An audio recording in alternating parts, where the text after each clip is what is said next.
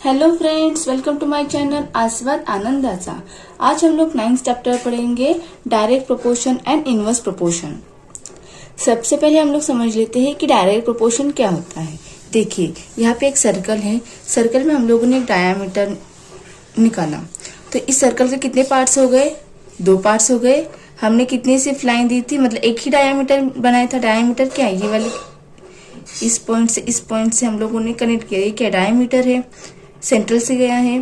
तो ये क्या है? हमने एक डायमीटर निकाला, तो कितने पार्ट्स हो गए सर्कल के? 2 पार्ट्स हो गए। ये सेंटर है और इसमें से 2 हम लोगों ने डायमीटर पास किए, एक इस तरह से और एक इस तरह से। अभी सर्कल के कितने पार्ट बन गए? 1 2 3 4, मतलब 4 पार्ट बन गए।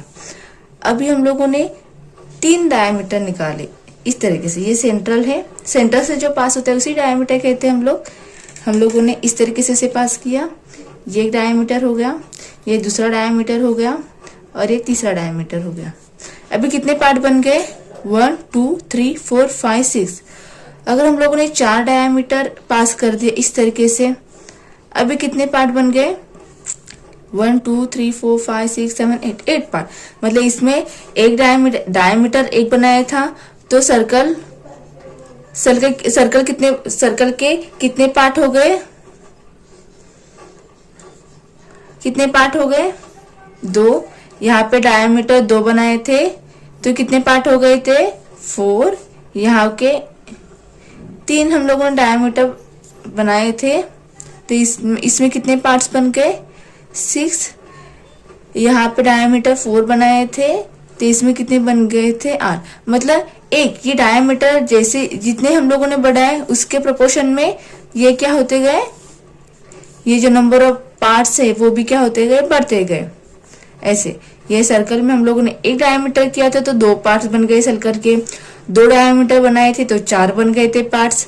3 डायमीटर बनाए तो 6 बन गए पार्ट। हम लोगों ने डायमीटर बढ़ा है, उसी तरीके से नंबर ऑफ पार्ट्स भी क्या हो गए? बढ़ते गए। तो इसे हम लोग क्या कहते हैं? Direct proportion. मतलब एक चीज बढ़ने की वजह से क्या होता है, दूसरी भी चीज उसके साथ क्या हो जाती है? बढ़ती रहती है। उसे ही बोलते हैं हम लोग डायरेक्ट प्रोपोर्शन।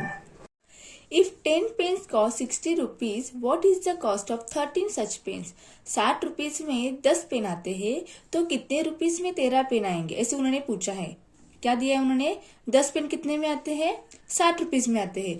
तो 13 पेन लेंगे तो कितने रुपीज हम लोगों को देना पड़ेगा, वो हमें बताना है। तो उसको हम लोग अभी सॉल्व करेंगे। कैसे? तो let us suppose the cost of 30 pens is x rupees. तो हम लोग कंसिडर करते हैं कि 13 पेन से वो कितने रुपीज में मिलते हैं? x रुपीज में मिलते हैं। तो यहाँ पे हम लोगों ने किया कि 10 पेन कितने में मिलते हैं? 60 रुपीज में मिलते हैं। और 13 पेन हम लोगों को कितने में मिलते हैं? x रुपीज में।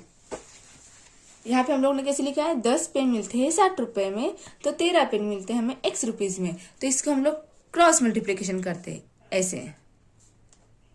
तो कैसे आ जाएगा? 10 into x is equal to 16 into 13। तो यहाँ पे कैसे कितना हो जाएगा? 10 into x is equal to 13 6 78, और ये 0 है ना, ये यहाँ पे ऐसे लिख देना है। x इज इक्वल टू, ये 10 मल्टीप्लीकेशन में, ये इक्वल टू के साइन के राइट हैंड साइड में आ जाएगा तो डिवाइड में हो जाएगा। 780 डिवाइड बाय 10, ये 0 गया, ये 0 गया, तो x इज इक्वल टू 78। तो जो 13 पेन से तो कितने रुपीज में आ जाएंगे? 78 रुपीज में आ जाएंगे। Thank you for watching.